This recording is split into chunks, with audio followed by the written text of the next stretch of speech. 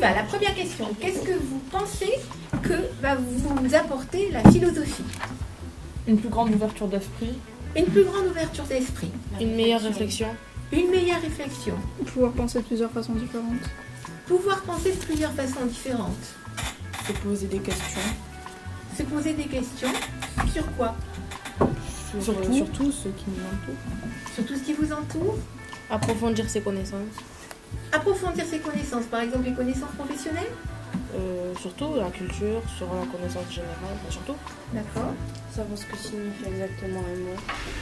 Il était en effet berger au service du roi de Lydie d'alors. Or, au cours d'un violent orage, accompagné d'un séisme, la terre se fendit, en quelque sorte, et une ouverture béante apparut près de l'endroit où il faisait paître ses troupeaux. La philo est un débat constant, c'est-à-dire qu'on n'a pas de réponse clé à une question particulière. Toi, tu C'est ça que vous voulez dire. D'accord. On pourrait trouver plusieurs réponses à la même question. On peut trouver plusieurs réponses à la même question en philosophie. Donc, deuxième petite question, parce qu'en fait vous avez dit déjà plein de choses très intéressantes. Quelles sont vos appréhensions? C'est-à-dire vos peurs, qu'est-ce que... Voilà. Qu'au départ, on nous dit que c'est juste une expérience, pour tester, et qu'au final, on nous le rajoute au bac et qu'on commence à nous faire des trucs du style coefficient 5, coefficient 6, coefficient 8. Ça compte dans notre bac, quoi. Voilà. Qu'au final, on nous dise, en fait, non, c'est une matière communale. On aura de la philo. Voilà, Vous avez peur en fait d'une surcharge de travail. Ouais, voilà. Et Célia voulait dire quelque chose. l'eau, il est On écoute Célia.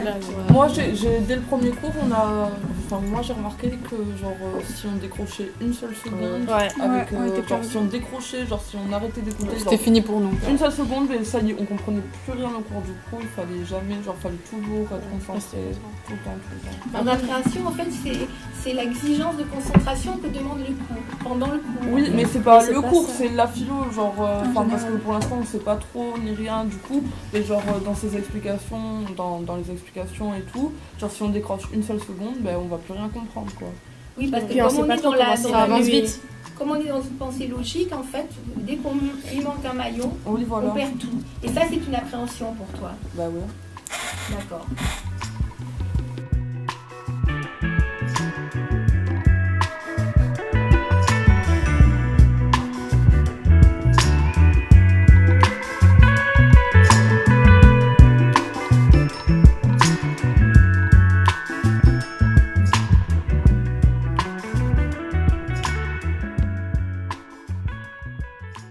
À la clôture de ces séances de philosophie, je vais vous poser une petite question.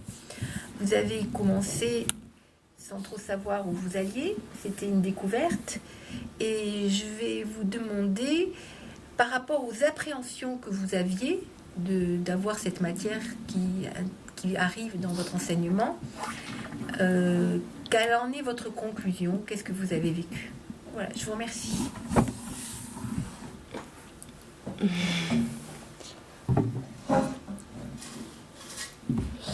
Moi j'ai trouvé ça très bien car ça nous a montré en fait l'étude de différents textes et de grands philosophes qu'on appréhendait auparavant, que moi j'appréhendais auparavant. Et finalement j'ai trouvé ça facile. Moi ce qui m'a plu c'est que le côté qu'on peut avoir l'esprit vachement ouvert.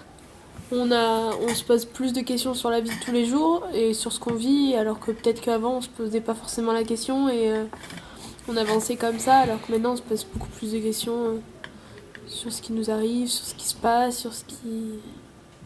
On a plus l'esprit ouvert. Vous avez déjà une conséquence sur votre vie personnelle actuellement? Oui, on va dire que je me pose plus les bonnes questions et puis j'arrive plus à réfléchir sur ce qui se passe, tout ça, qu'avant j'étais assez bornée sur les... J'avais pas assez d'ouverture d'esprit pour ça.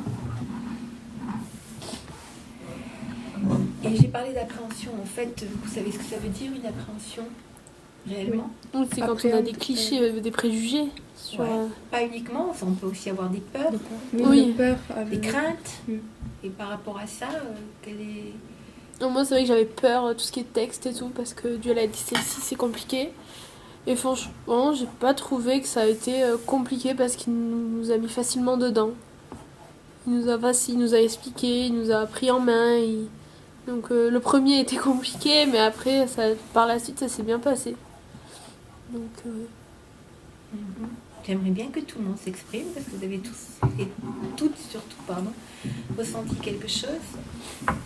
Et justement, sans a priori, est-ce que vous pouvez répondre à cette petite question?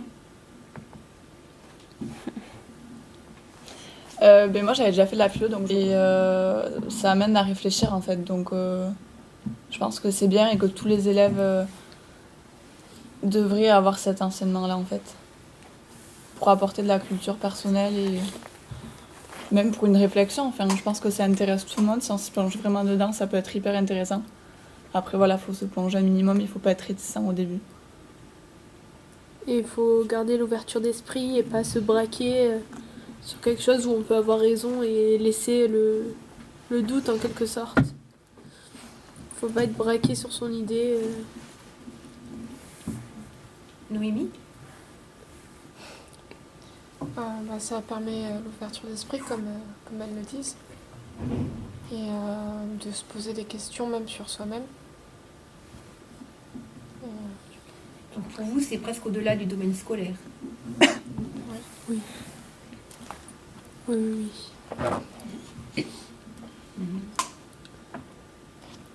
Je trouve que notre culture générale, on prend pas mal de culture générale. Quand même, les philosophes font partie quand même de l'histoire. Donc on apprend un peu plus sur le passé, comment les gens pensaient, tout ça. Je trouve ça assez intéressant. Et tu trouves des analogies entre leur façon de penser et la nôtre en tant que contemporain? Oui, quand même assez. Même si moi c'était plutôt plus dur que maintenant, je dirais. La vie, tu veux dire? Et malgré tout, tu trouves des points communs? Oui. Il y a une personne qui ne s'est pas exprimée. Tu t'es pas exprimée, Mathilde? Est-ce que c'est parce que ça t'a pas plu? Est-ce que c'est parce que tu n'oses pas parler? Dis-moi. Non, du tout. Enfin, moi, j'ai trouvé ça bien. Pareil, ça ouvre vachement l'esprit. Dans la vie de tous les jours, maintenant, c'est vrai que je me pose plus de questions. Et après, moi, la seule chose qui m'a vraiment, on va pas dire dérangée, mais c'est le fait qu'on ait 3 heures, en fait. Donc, du coup, au bout de 2 heures, je décroche et après, de toute façon, je suis plus, quoi. Yes. 3 heures, c'est beaucoup trop, je trouve. Mais si c'était 3 heures espacées, je pense que ça serait mieux. Ouais. C'est cet avis? Pour l'heure, sincèrement, j'ai même pas d'avis, quoi. Non, parce que je me dis, 3 heures, c'est vrai que ça fait long, mais si on avait 3 heures espacées à chaque fois, on pourrait pas avancer. Par exemple, le colloque, on n'aurait jamais pu le faire, quoi. Ouais. Donc, je sais pas. Après, je comprends que ça en dérange certaines, hein, que ça soit long de rester 3 heures et tout, parce que même moi, des jours, c'était un peu compliqué de rester 3 heures bien concentré. Mais si c'était entrecoupé, on n'aurait pas pu avancer autant qu'on l'a fait sur le colloque ou pas. On n'aurait pas pu monter le colloque, quoi, tout simplement. En fait, tout dépend du sujet. J'ai l'impression, moi. Oui, et des sujets qu'on a. Les heures sont passées plus vite que d'autres. C'est comme partout. Mais en plus, les cours étaient assez espacés quand même, donc c'est vrai qu'il fallait s'y remettre. On oublie entre-temps comment on faisait l'analyse des textes et tout, donc il faudrait par semaine ou toutes les 2 semaines, 2 heures. D'accord, mais écoutez, je vous remercie pour votre participation. Merci à vous.